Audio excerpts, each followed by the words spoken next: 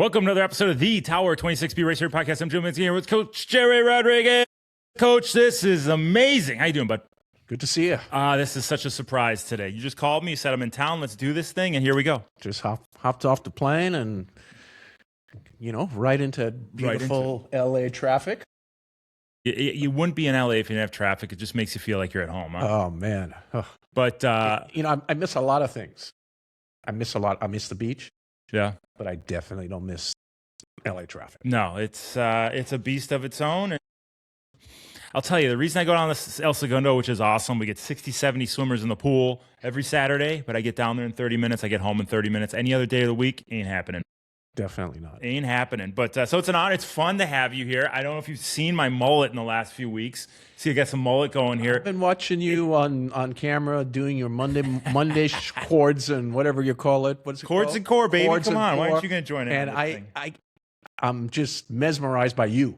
I can't even get into the content because of this whatever look you got going here. Hey, I roll out of bed. You get me out of bed on a Monday morning at 5 a.m. When we do hair and makeup, I do hair and makeup before this, but not before that. So what's up with the mullet? I get the mullet. It's ice hockey playoffs, right? I don't grow the beard, right? Because I know, Tower 26, we don't allow beards. We're like the Steinbrenner of triathlon over here, so we don't allow beards. Tell that to David why. But so I'm growing the mullet out, and people are loving it. Honestly, my wife told me, hey, why don't you grow your hair out?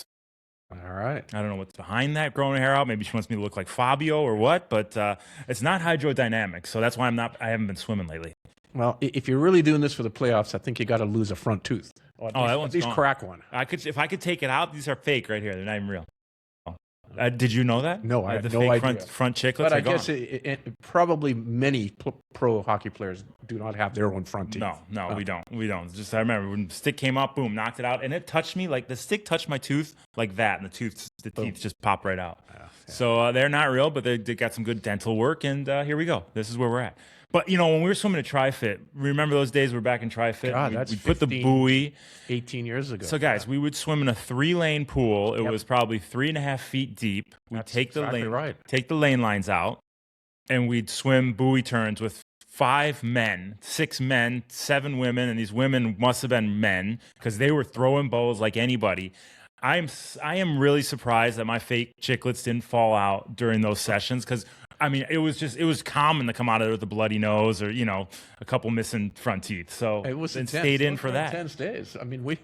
We emptied that pool one day almost. Oh yeah, I know. We would get into the water. It was crazy. But, we were talking about that on our 2 p.m. call last week is we got to train the way you play, right? If you want to be able to accept that type of physicality in the swim when it's racing, you got to do it in practice. And doing it in a shoebox with all this aggression, you go out there in the open water and you go around a buoy turn, it's cakewalk. Well, you know what's happened since then? That was such a long time ago, Jim, that with the number of deaths in triathlon, it was several years later that they introduced a rolling start. So those types of races that you're talking about, they're far and few between today. They're not as many. Yeah.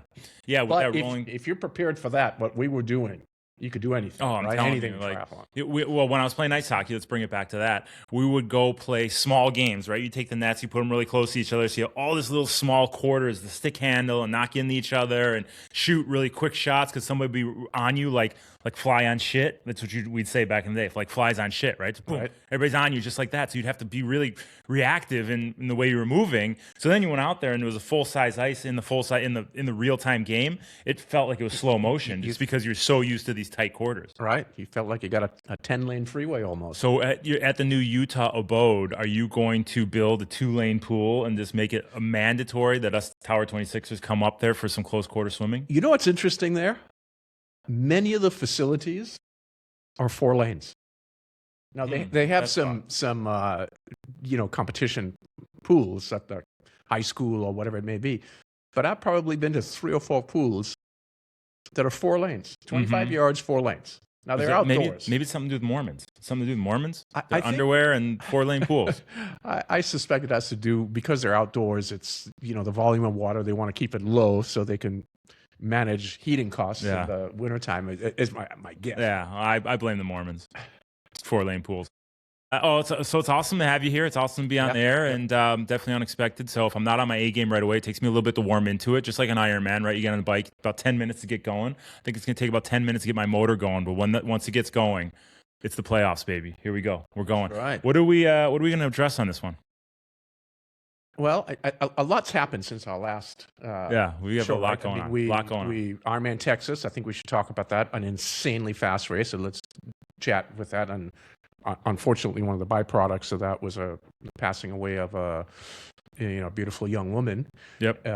It's the beginning of our open water season. So we had the first open water swim this morning. Right. And these years come by. I feel like every first day of open water, we're recording a live podcast. It seems like every single year we have a live show on the day that the open water season starts. So it started this morning, live show. Yep. It was meant to be.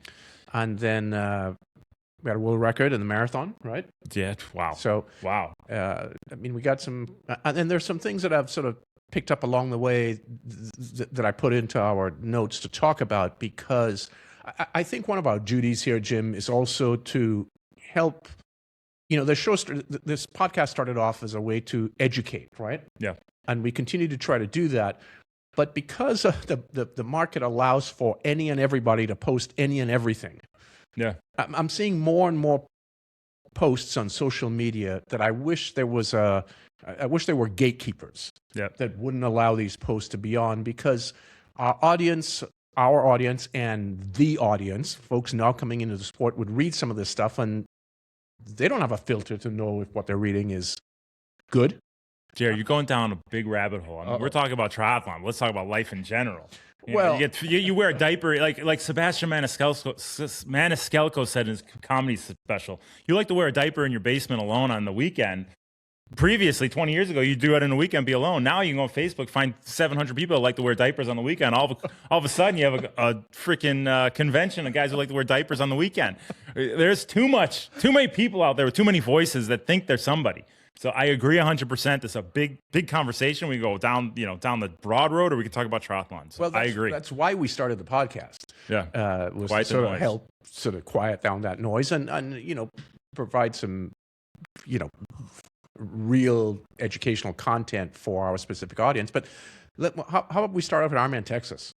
I like that, because let's start with the good of Ironman Texas. There was a lot of good. What was that? 90-something% good. You tell me that stat before is 8 guys went under 7:30. Is that what you told me? 7:30. 7:30. Yeah, 7:30 and under. I mean, a couple of them were at 7:30 and change. The point is 7:30 and faster. The top 8 male finishers. Yeah, I mean, 8:11 for the first female. I know. We have low 8s for the women. Men were in the 7:20s. Low 8s for the women. They would be beating Mark Allen and Dave Scott back in the day. Yeah, and let's say there's a no wetsuit, dead still water swim. It's not like they're getting any current assist. Actually, that water in Texas, which we're going to get into in a little bit, it's like anti-flotation. It actually sucks you down. There's so much silt in that water that it's gross, dark, murky. So it's the opposite of what you'll get in a downriver wetsuit swim. It's no wetsuit, and it just is a heavy water that sucks you down. Well, and you get into the highway, and it is a boring ride. You got headwind one way, maybe a tailwind the other way, and you just got to put your head down and grind it out for 112 miles.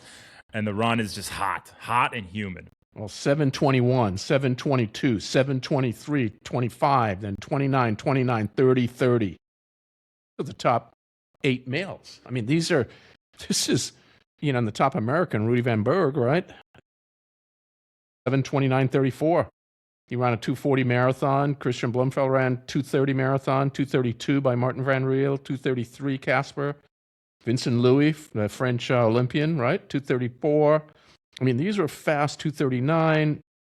Yeah, and this is after the swim, after the bike. They're running a 2:30s marathon. Matt Hansen, 2:31. And I talked to Hansen before the show. So Hansen, we're going to get him on the show, right? I would love to talk to that guy. Matt Hansen's I've been knowing Matt for years. He's been successful in the sport. He's usually the fastest runner in the races. I mean, since I retired from pro triathlon, he's the fastest runner in the sport. When I was there, I was, obviously taking the cake. But as we were talking about yesterday, his swim has just been making drastic improvements lately. He has done something extraordinary. He's changed something, it seems like, and I'd love to talk to him.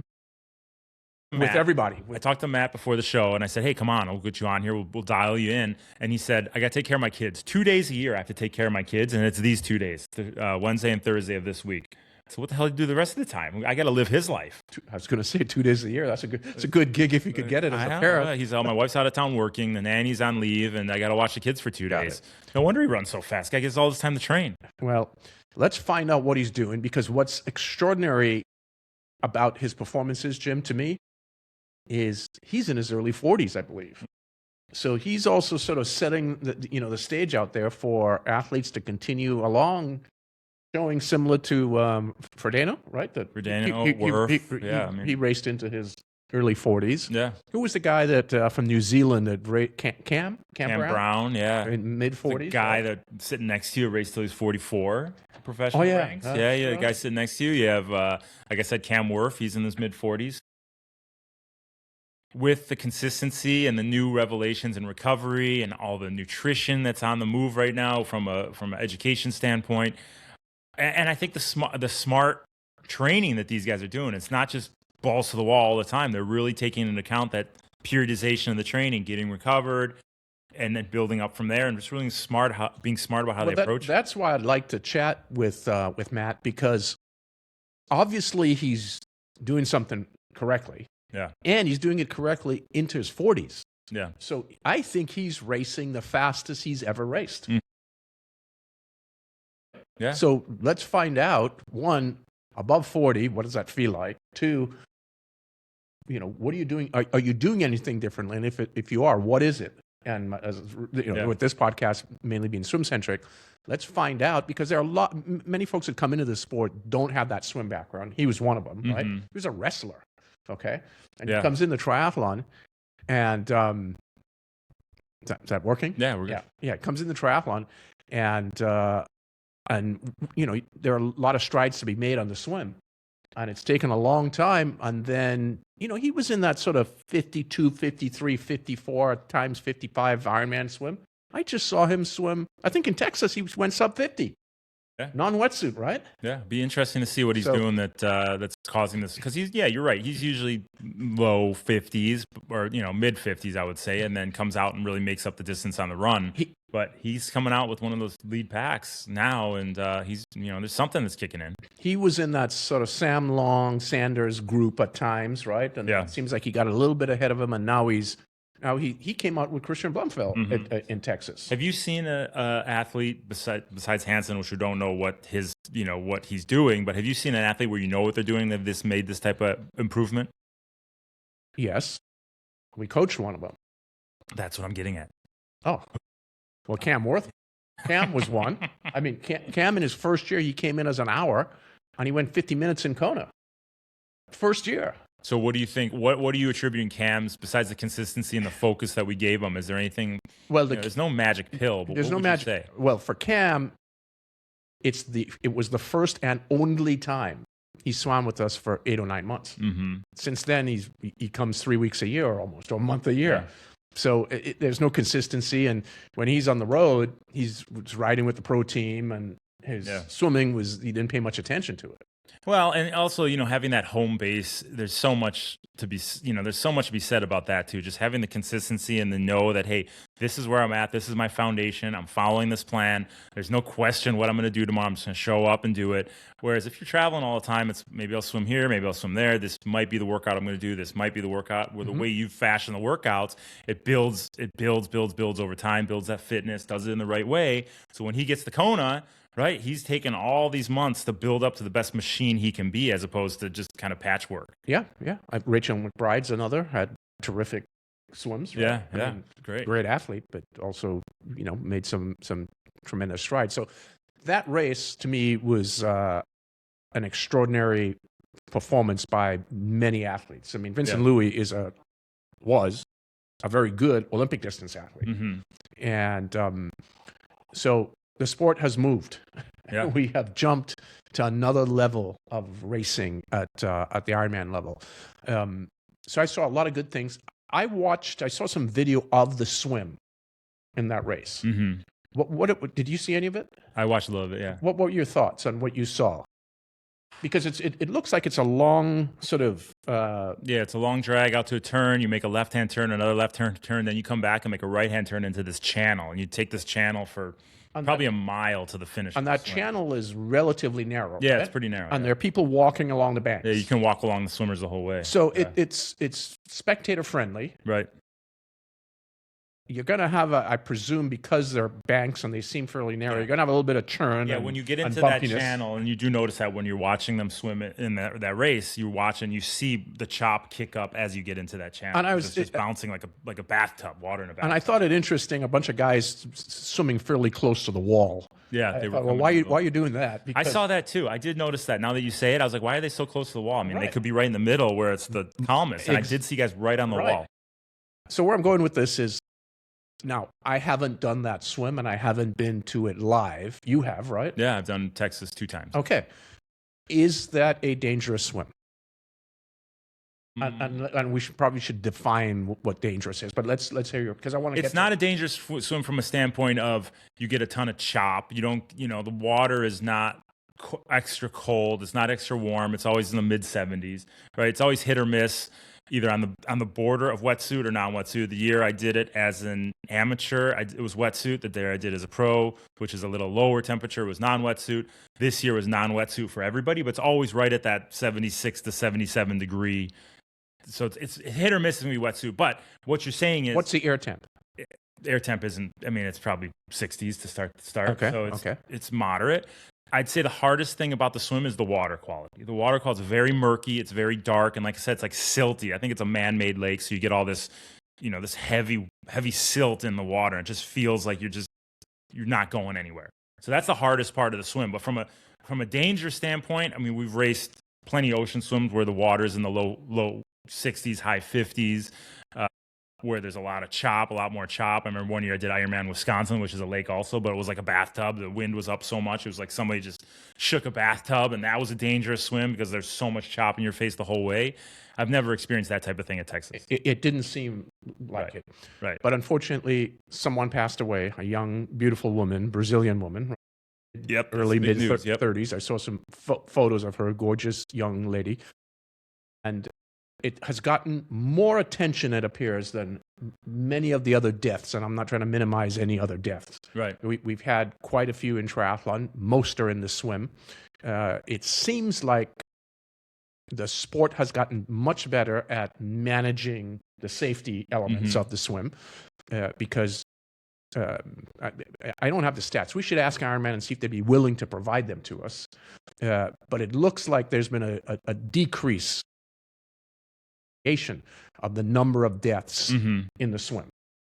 Yep. Recent years, since Ironman introduced all the changes that they've done, and those changes came about due to, well, I got pretty involved. Yeah, right? The Rodrigues method. Yeah, and they listened, and not just me, but there were many others, and they took opinions, and there were more buoys in a course. There's temperature guidelines now. They have rafts out there that you can grab onto throughout.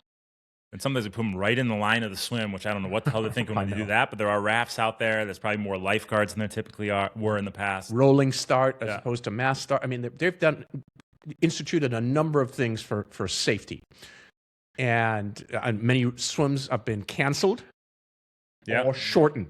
They're very conservative when they are thoughtful when they sometimes they cancel swim, and maybe it shouldn't be canceled, but they're erring on the side of caution. Right. And there were some races, as you know, in San Luis Obispo. There was a half Ironman, and we got involved because I thought it was unsafe. And they've canceled that race. They don't even do the race. No. I think it went for 2 years, maybe 3. Years, shitty swim conditions. They got rid of it. Right. I think it's a great location, but the time of the year, the water was too cold and it was super choppy. Right. And so they're taking measures to keep the safety of the athlete as a priority. So something happened in this race. There was a gentleman who I don't know that wrote something that caught my attention because I was reading all the files on it, and not all of them, but many of the things I was reading. And he talked about you must be prepared, for the race. Makes sense. And he talks about his coaching and his clients, and basically when I read his take on it was they're not doing Ironman or race directors, and we're a race director, right? We're not doing a good enough job at providing safety. And he's got all these clients. He's been coaching for 20 years and no one's ever drowned. I mean, I found it to be a very self-serving statement that he posted. I don't know the gentleman. And trying to me, it came across as trying to monopolize on a sad situation. But I don't know the details. One of our members, former members, was actually saw the girl go down, tried to help her. Yeah. Yeah, he's a member up until his house burned down in the Palisades. Correct. And, and then, but yeah, he I didn't know this until you just told me this, that he was the one who tried to help her. And couldn't see, and took his goggles off, gave it to the apparently the paddler, and said, here's what's going on. So this beautiful young woman drowned, passed away. We don't know why. I don't have any further information on it, but this seems to be a one-off. I think she's gotten a lot of attention relative to others because she's a beautiful young lady and was an influencer. Right, she's she's in the public eye, right? She's in the public eye. So if a celebrity dies, they're going to get more attention than your next door neighbor who's 95 years old. Right, but in the past, when this has happened, at times I've taken positions to really anchor in more safety guidelines. I think Ironman's done a fantastic job in the last decade in particular at really getting better at this. And I don't know what could have been done differently in this race for her. I just don't know. We're going to have, you've made a decision to enter an extreme sport. Yep. It's different if you're just doing a sprint triathlon. But you decide to do an Ironman. So this is an extreme event. On an extreme event, you're going to have, at times, extreme challenges. Yeah. I'm not blaming her. Okay, when I talk a lot of smack, I say, I want you guys to go out there and kick ass and win and be successful. I have expectations I was talking about on the call yesterday. I have expectations for these athletes.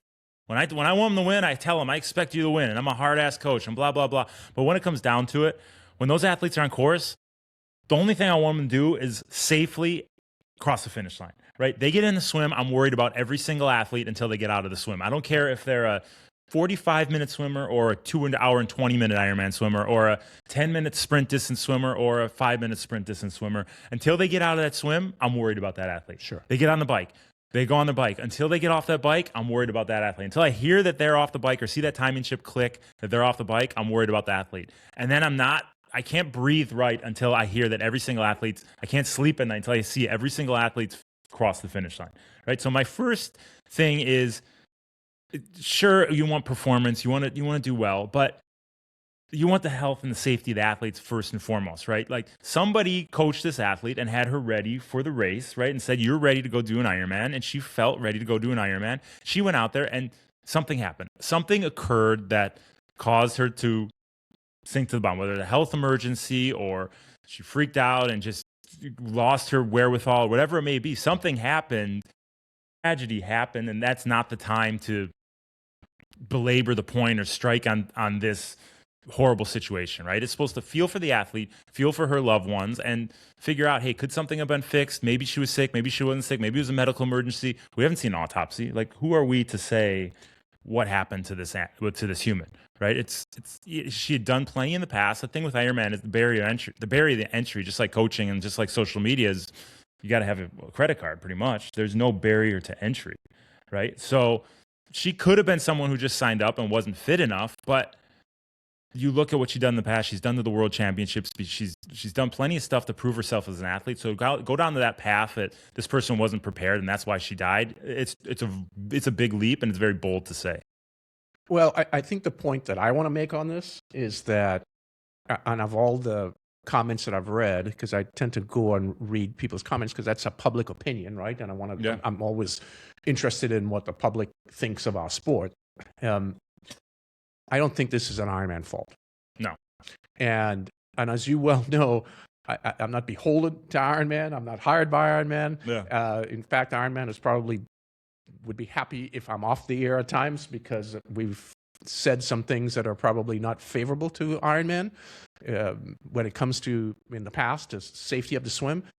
But I think they've done an incredible job in the last decade to really improve upon that. Well, let's use the example that we have. One of our swimmers, he was at the beach every week. Every Wednesday. His passion was open water swimming. He was out at an open water event in Hawaii. Finished the event. Was out just doing some what do you call it? Body surfing. Took a wrong wave, head first in the ground, broke his neck, died a few months later. Right? Yes. It could happen to anybody, right? You don't know the circumstances. You can prepare all day in the world. You can prepare day after day, week after week, year after year. Shit happens, man. Stuff happens. It's not necessarily. It's not the race at fault. It's not the human at fault. It's just the circumstance at that point in time at fault. Yeah. Well, I think we beat this. We're not capitalizing on it, but no. Come swim with us. We'll get your race ready. And if something goes wrong, it's your own body. Okay, so fast racing, tragedy. Gerry, we're covering it all in this one. What's up next? What are we getting into here? Let's do a quick little thing on since it happened in the last couple of weeks, 2 or 3 weeks ago, the London Marathon. What are your thoughts on that? Holy cow. What, I mean, is it legit? Is he sure? Are you sure this isn't Rosie Ruiz where he got on the subway, or what do they call it over they call it the Q, or what the hell they call the train over there in England? Hey, but they got on that thing, took it to the end, and then got off for a 1:59 marathon. I mean, do we see him run every step of this marathon? Here's the deal. If that were the case, he dragged 6 or 7 other guys along with him, because at the half, there's a pack of 6. And they were 61, low 61s at the half. Yeah, right? yeah. So they were a 2:02 marathon pace. And then this couple of guys just started turning it up. They reminded me of the runner from Norway, the Norwegian miler, Ingebrigtsen. He's run the 5,000 also. But when you ever watch him run a mile, he just starts, after about 800 meters, he just starts slowly dialing it up. And this is what this guy did. And negative split, he was 59 minutes, close to 59 flat on the back half. Yeah, but I mean, I think what you said, though, is he was with, 6 guys at the halfway point? 6 guys. The saying I've been using the last few weeks is iron sharpens iron. I made up this saying a few weeks ago, and it's come up multiple times. He's with these 6 guys. They're all pushing the pace together. Yes. They're just feeding off of each other. They're all capable of running fast. And then he used that execution to really pull away in the last, few miles. Well, and the gentleman that got second also went under 2 hours. And I brought it here with us to go over, Jim. It's his first marathon, okay? It is his first marathon. This guy, he's run a 1,500 in 3:31. He's run the 3K in 7:23. He's run a 5K. Are you ready? 12:38. 5K, 12:38. His half marathon is 57:30. 7:30 half. And then here's his first marathon, 1:59:41. Holy cow. And he's done a 10K on the road, 26:30, 26:31. I mean, this is next level racing. Yeah, and that's the thing, though. We've been saying this for years now, that all these guys are getting faster and faster and faster, and they're just keying off each other. It's the same thing with the 720 Ironmans, right? It's like you got 8 guys under 720. They're all pushing each other to that next level. They're all super fit. They're all super strong.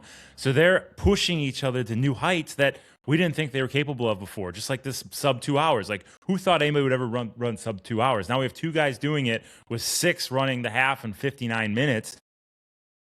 The talent and the fitness and the strength of all these other athletes are pushing everybody up from below. So we got to find out. So the gentleman's name that won is Sebastian. I don't know how to pronounce the last name. Sawe, S-A-W-E, Sawe, however it's pronounced. Accent. But do you know what he had for breakfast? I saw you put that in there. I did not know that he had this for breakfast, but yeah, this is 2 slices of bread with ham and tea. That was his breakfast. 2 slices of bread with ham and tea. Here it is. I'd like all the nutrition experts to dissect that and come back to us. Yeah. Hey, the guy knows what works. He had confidence in it, and we went with it. A lot of us triathletes, we eat our eggs in the morning or whatever, but then race morning, we change everything that we're doing, and we say, oh, we got to have this. I need beet powder, and I need this, and I need that. This guy, this is what he has every day, so why am I going to change anything from what I have every day? Let me go with my ham and toast. And that's probably exactly what came to my mind. Was this is what he does before he goes out for his morning workouts, his morning runs. Why change it on race day? Well, that's the thing. Why try to get sexy? Well, that's what happens. Day? And then, let's go deeper on this, because so many people try, oh, it's race day. I got to do this. I got to do this. I got to do this. You're really going out just for a another day of training. Obviously you're tapered and, the chips are on the table and the rubber meets the road, or however you want to say it. But really, you got to just approach it. And that's what leads to the best performances. You go into it relaxed. You go into it doing what you've been doing day in and day out leading up to that point. You don't just all of a sudden get the race day, and you see it all the time. You get the race day and people have to change this. They have to change that. They have to change this. They have to do this different because everyone says they need to do all these different things. Ham and toast. That's it. I think that should be our new saying. Get a t-shirt that says ham and toast.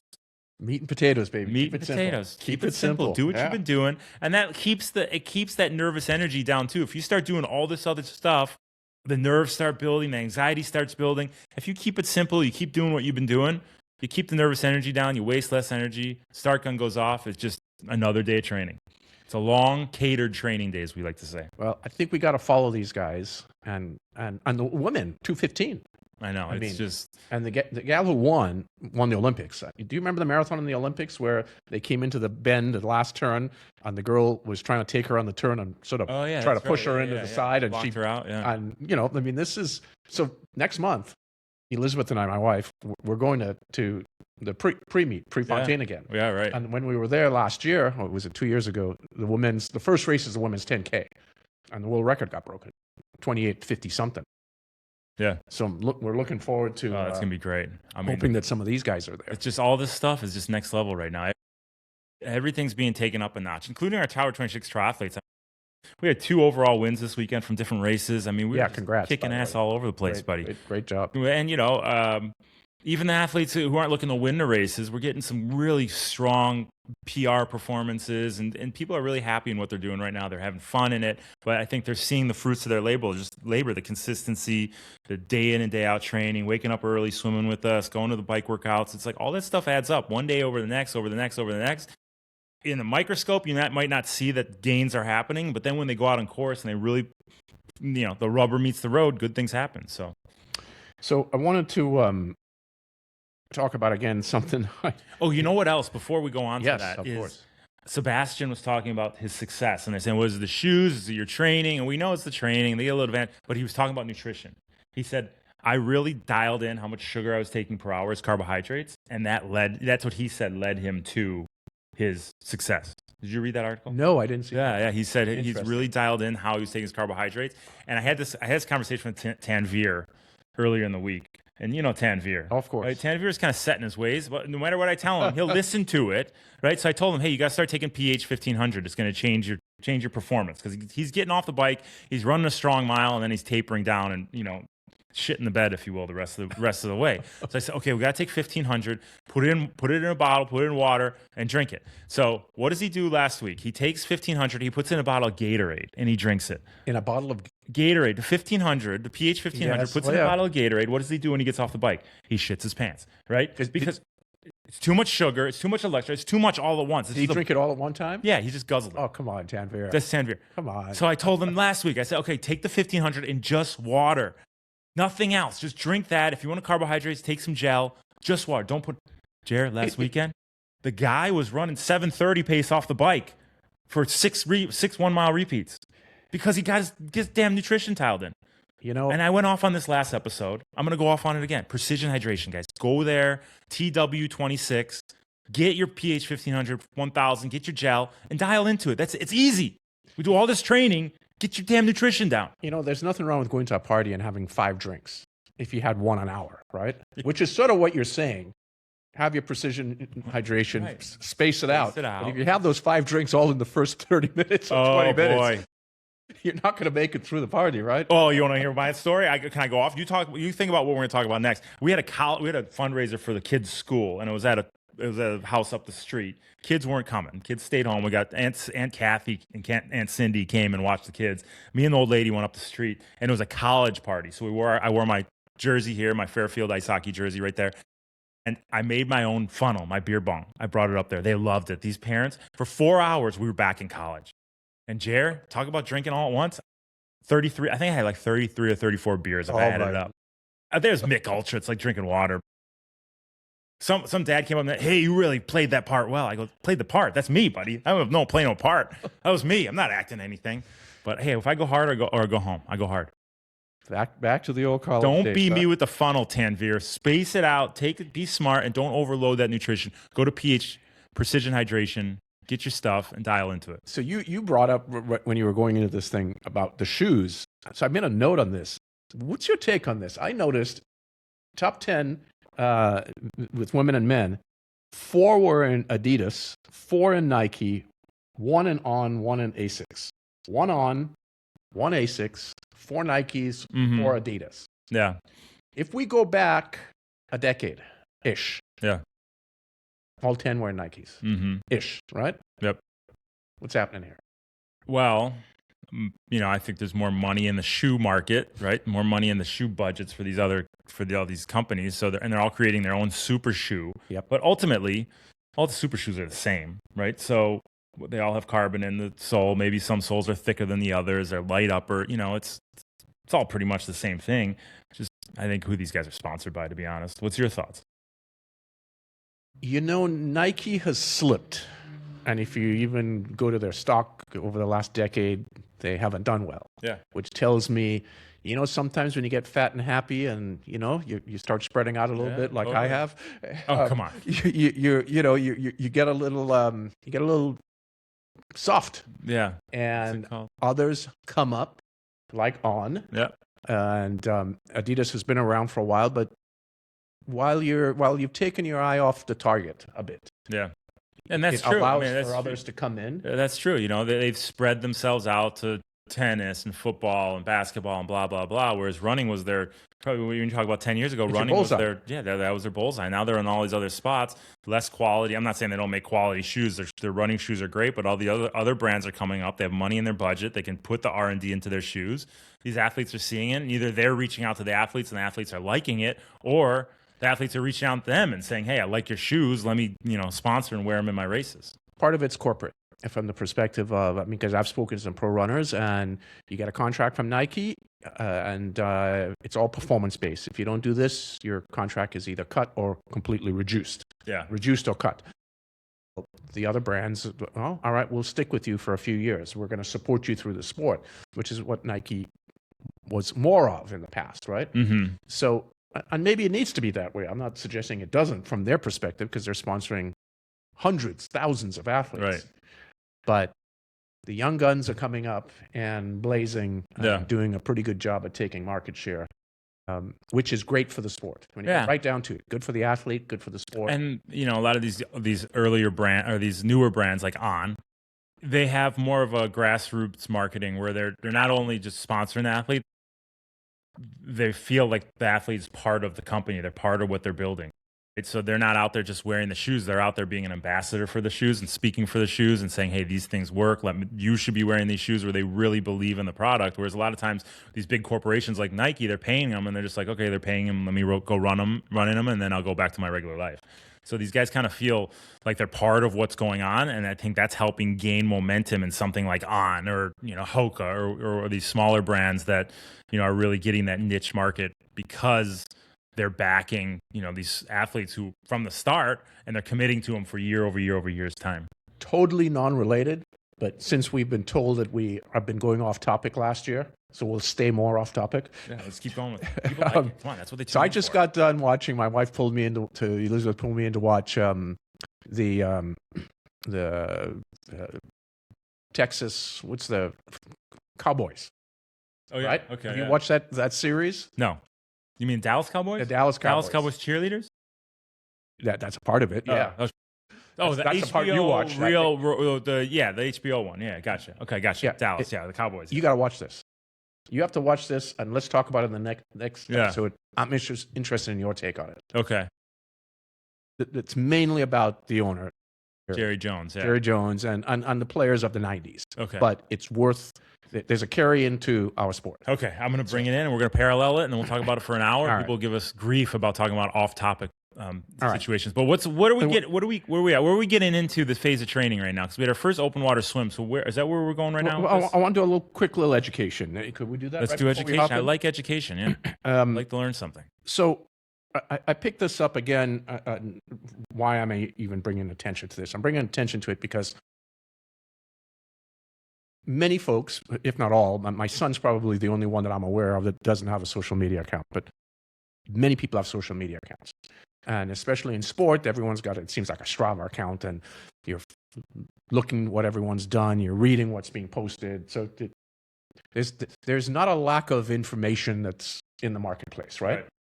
So I want to leave, I don't want to pick on this particular person, but it got my attention because it's a he, wrote about his favorite training set in swimming. Someone asked, I said he did a recent webinar. Does it say what his background is, or just, you don't have to say who it is, but does it say what the background is of this coach? Or well, he doesn't say his name. The social media account is under an endurance something. Right, gotcha. Yeah, okay. Right. It's more global than just sport specific. But he talked about being asked his favorite set, and he talked about in a 16 to 20 week training plan. And this, by the way, happens, I presume, has to be for Ironman distance athletes. He starts with 3 to 6 400-meter swims, and he builds all the way to 10 times 400-meter swims, Jim, with 15 seconds rest between. And he calls this 10 400s with 15, 15 seconds rest. He encourages you to hold consistent pace throughout all 10 reps. And this is a session for volume and intensity. What's the pace he's going? Did you say that? What's his intensity? Does it say I'd like you to hold consistent working pace through all 10 reps. Why even stop for 15 seconds? Why not just go 10 The 400s are done at goal race pace or faster with only 15 seconds rest. So why even stop for 15 seconds? Why not just keep going?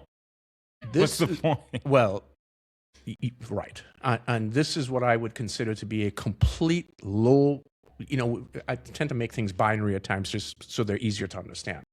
This would be a low value session from this coach's perspective. 10 400s, I get it. That's the distance of the Ironman. It's 4,000 meters, right? Approximately 4,000 yards, 4,000 meters. So I get it.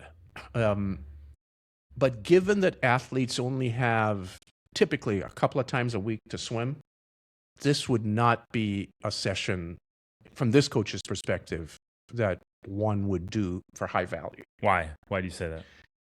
If you're going to do a set of 10 400s, you would want to have them done differently. You'd want to have them, because you want to be able to extract the most value, return on time investment. Okay. If you're a swimmer and you got 20 hours a week to train or 25 hours a week to train, it's different. Yeah. But you're not, this is for triathlon. Right. And I don't think this is a high value session, especially if you're trying to hold faster than race pace for all 10 of these with 15 seconds rest. I don't get the value of this session. So you think by 3 or 4 or 5 or 6, they're just going to be tapering down, falling off the pace, not able to hold the pace because they're not getting enough of a reset between each 400? Yes. And I agree. Give more rest. Go ahead. I'm second. I believe it too, because you see it all the time. I mean, we're on deck multiple times a week, and you see if I screw up a lane and I just give them too little rest in these repeats, no matter how fit they are, all of a sudden you're going to see that performance start to taper. The lane's going to fall apart. You got to reset it. Okay, now you're going to take, maybe they're doing hundreds and you gave them 10 seconds, 15 seconds rest. Okay, now we're going to take 25 seconds rest, go on this interval instead. It's the same thing. As those intervals get longer, you start going 200, 300, 400. That means that rest has to be carried out.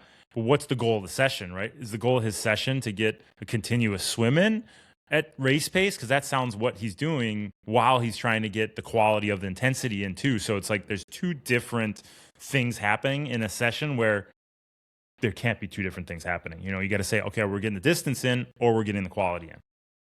That's my take. The fact that this is done in a 16 to 20 week plan and it's built up from 3 reps up to 10 reps, it's obviously a staple set with this short amount of rest. And this is something I would not be in favor of.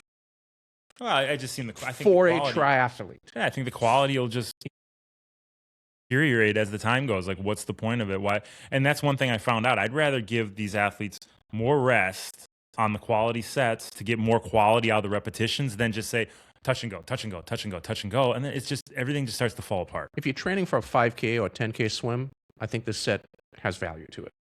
But the fact that this is for an Ironman swim where you then have to ride and run after, don't see this as being the highest value return. So we give a lot of sets that have 300, 400 repeats, right? Especially as we get into our race ready phase, we're varying. What would be a good set that you would say, okay, we'll do 10 400s, but this is the way we're going to structure it at Tower 26? In fact, interesting you asked that, because I was having a conversation just yesterday with a world-class runner and a world-class cyclist.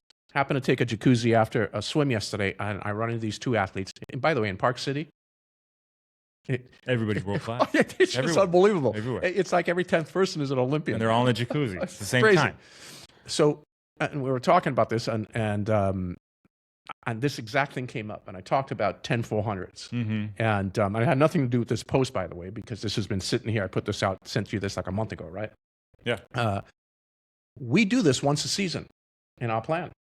Once a season, 10 400s, and we do it as a progression 1 through 4, sort of a 70, 75, 80, 85% effort on number 4. Sustain that on 5, 6, and 7. 8 and 9, all recovery, not a hard stroke. 10, go for it, right? Right. And 400 in the sense of an approximate 4.5, 5 minute, right, depending on the duration of time. So for somebody else, it would be a 300. Somebody else, it could be a 200. And what kind of rest did they get in between 400s?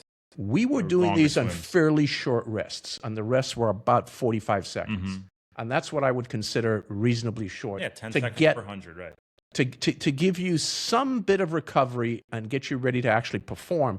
But with 15 seconds rest, 10 reps, I just don't see high value in a session like that for an Ironman, and something that's built into a plan consistently. Yeah. Just this coach's perspective. Well, you also see this is the day, like you said earlier, this is the day and age of Strava. Everyone wants to show how many yards they got in an hour, right? And they say, I did this many yards in an hour. I crushed it, right? But like, what's the quality of those yards? Don't count the yards, make the yards count, as Coach Jack says. It's well said, and as you know, I don't talk much about myself, but I'm going to take the opportunity to do it. When I was racing a lot and doing well in open water gym, and everyone was swimming 40 to 70K a week, do you know what my volume was? No. My average week was 17,000. Yeah. My biggest weeks were 22 to 25K. Biggest weeks. Because I made every single session count. Yeah. They all were precise to the demands of the race. I wasn't into this over-training stuff. Right. So anyway, I just wanted to... No, and that's exactly, let's take it outside of endurance sport. I'm advising this team in Aberdeen, this ice hockey team in Aberdeen. They're in the playoffs right now, right? So 3 weeks ago, they had their playoff spot knocked down. I was watching the games on the weekend, and they were making stupid mistakes, mental errors, dumb penalties, turnovers, right? And I said, these guys are tired, right? They're tired, but the ice hockey mentality is go hard every single day in practice, go into the games. After going hard all week, that's how you be most prepared. Well, it's a brawl when you watch some of those games. Well, that's the thing. Like, it's full-on effort, full-on engagement during the game. So if you're beating yourself down in practice day after day after day, you go into the games, you're totally spent, and you're going to make those errors, right? And then add in months and months and months, 60-plus game season. They go into playoffs completely spent. So 4 weeks ago, I said to the coaches, we got to back it down. We got to, like, you're 17,000 when everybody else is doing 70,000. We got to do 20, 30 minutes of practice a day. All the other teams are doing an hour and a half and they're going hard. Let's go the other way. Let's go 20, 30 minutes. They went into the playoffs completely fresh. They wrecked the first round, beat a team that they shouldn't have beat. Now they're going to the championship playing against a team they shouldn't be beating, and they're beating that team too. And I say it's a lot of it is because they didn't do the typical, let's go beat ourselves into the ground. They went into it fresh. They're mentally, they're physically fresh. Whereas endurance sport athletes, like you said, we just want to, okay, we want more. We want more. This is the day and age of Strava. Let's get 4,000 in an hour. See how fast we can do 4,000. You back it down and you do the 4,000 quality. Maybe you don't do as many yards in an hour, but you're making those yards count. And then when you're out there playing for real, you're really going to be able to engage and get the most out of that performance. And you're more, and to your point, you're more mentally acute. Yeah, because totally. once you're loaded up and you're physically and you're fatigued, I mean that has a massive toll on your mental acuteness, right? Oh yeah, I'd say the first thing to go when you're fatigued is the mind, right? They get burnt out, they get tired. I mean, they get pissed off easily. To listen to that bad wolf on your shoulder that starts talking to you. You know, the negative chatter. You know when I'm fatigued, I call you and I F this, F that, F you, F me, F, and you say, you know what, Jim, Lube, take a rest, take a nap. Yeah. I wake up and I'm a new man. There you go. All right, so we're in our sharpening phase. We had our first open water swim this morning. What do we have left for this phase of training, Gerry? Where are we in there? What are we doing? Well, we introduced this phase almost always coincides approximately with the conclusion of the pool phase that we're in, which is our sharpening phase, and we will be introducing our open water skill building phase, right? Yeah. In pool workouts starting in a couple of weeks, and it's right about the same time we start our beach workouts, our open water swims, because you learn those skills. You have to practice or acquire, acquire and practice those open water skills in the pool. And then we export those to our open water sessions. So today was our first session. We run up an approximate 26-week program, right? Because we run for about 6 months, May through October. Sort of clock off at right after typically Kona Ironman, right? Every Wednesday, 6 a.m., Tower 26 in Santa Monica, right? Yep. Every Wednesday morning, 6 a.m., Tower 26 in Santa Monica. Somebody local, if you're visiting, come join us out there. Water temperature is nice, mid-60s. Yeah, it's 1 mile south of the Santa Monica Pier. It's easy to get to. So when we're talking about our open water skill building phase, I know we've talked about this year over year after year, but it's always nice to revisit it and go over it. What are the skills that we're building in the pool that then we expect to parlay into the ocean? Well, the most important skill to build out is sighting. It seems obvious. I was watching, and I didn't want to talk about this today, so I had a whole thing written up on it, but I'll just briefly touch. I was watching the race in, Sumartland or whatever. Is that where it is? Yeah.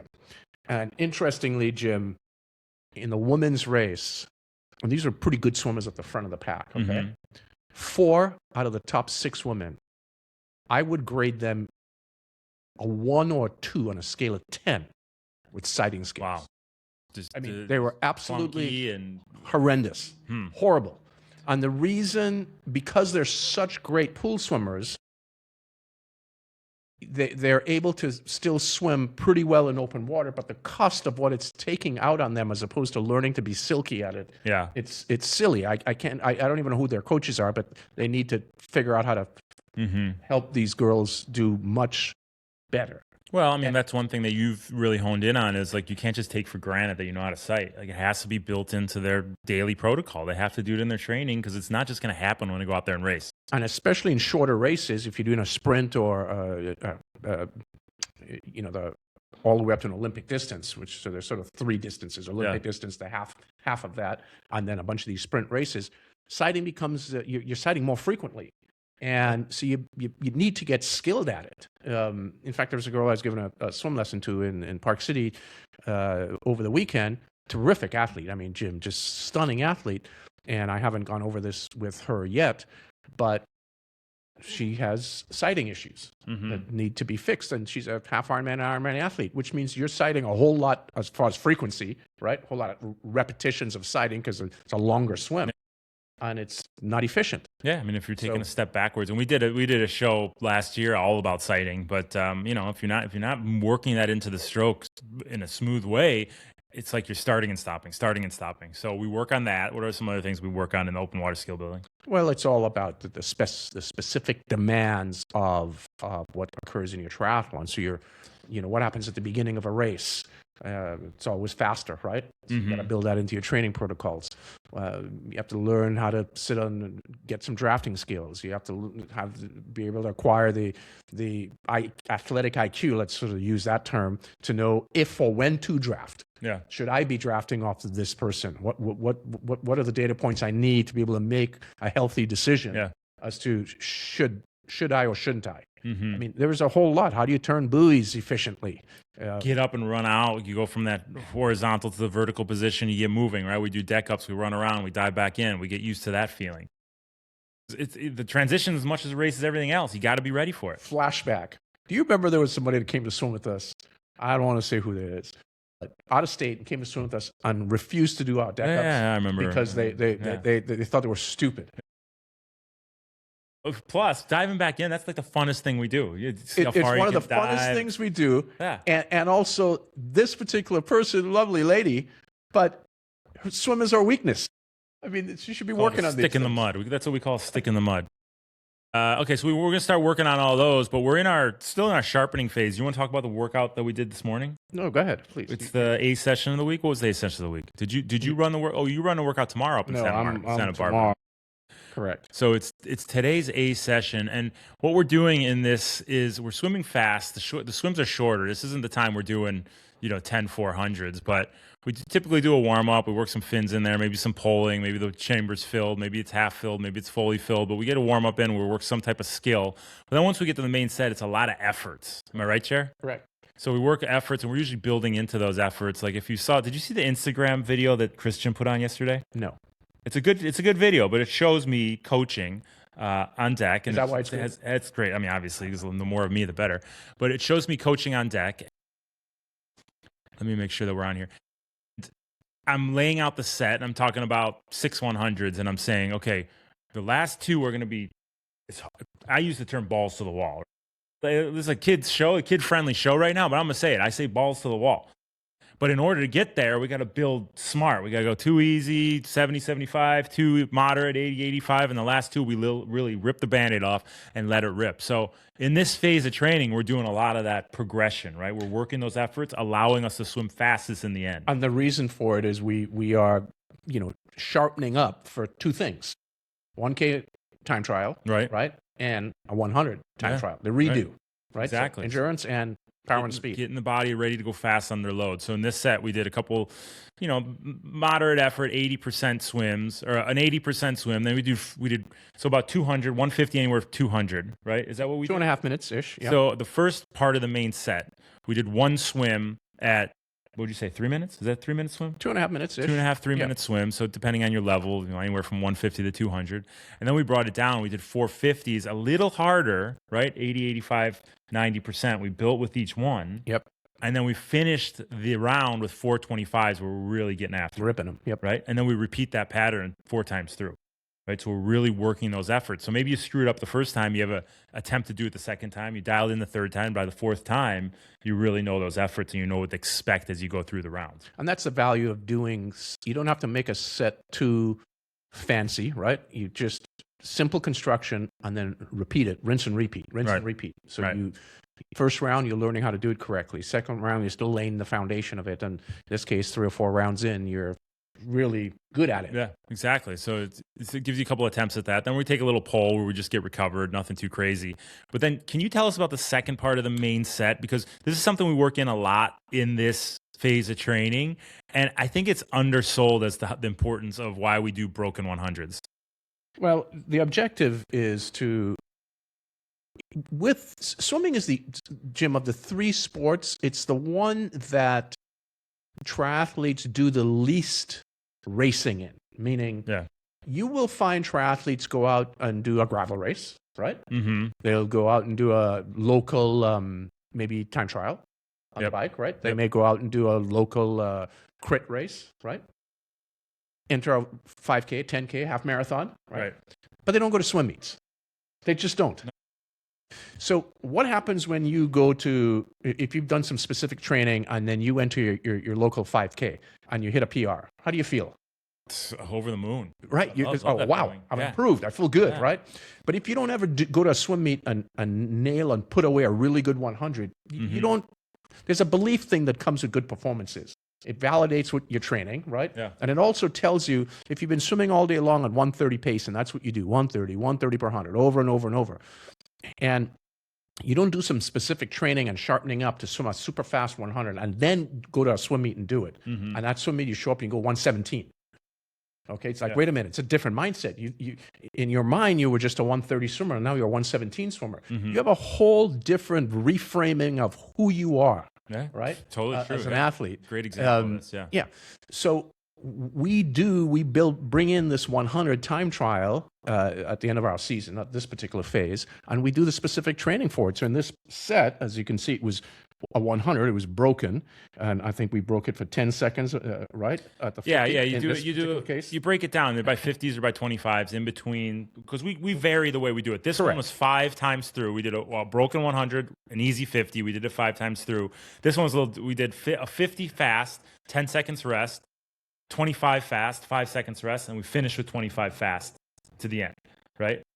I think that's the way we did it. But we broke it up, right? So you break it up in the segments, take a little break between each, and then you take your time, you subtract the 15 seconds break that you took, and that's your broken 100 time. So it's teaching you to swim 100 fast. Even though you're getting the breaks in there, you're still getting that turnover up. You're getting that quality. You're not sputtering out to the finish like you might do at that pace if you're doing 4 lengths fast. So it's building that confidence and that ability to push hard in the end. You're getting those micro breaks. And how to be sensible about, although it's a very short distance, and if you're a super good swimmer, at the triathlon level at least, maybe you can swim a 100 in 52 seconds, okay? I mean, not too many triathletes swimming much faster than that. Yeah.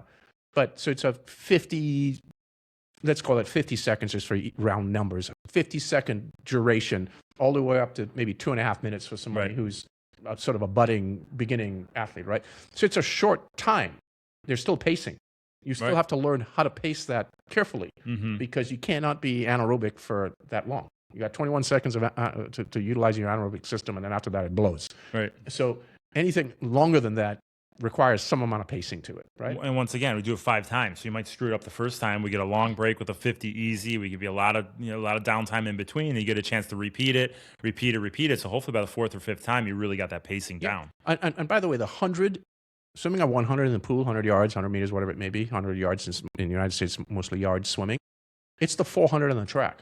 If you go to the track and you went all out, and you're going to run a 400, one loop around the track, and you went all out from the very beginning, what do you think that last 100 is going to feel like? Yeah, brutal. There's no pacing. You just sputter right out. Yeah. But it's funny. So go to coaching.tower26.com. Check out that workout and all of the workouts that we do here in Southern California. You can do where you're at and subscribe to that. Tower26.com. You've been training at Tower 25? Yeah, we always send that. That's our minor league system. But coaching.tower26.com.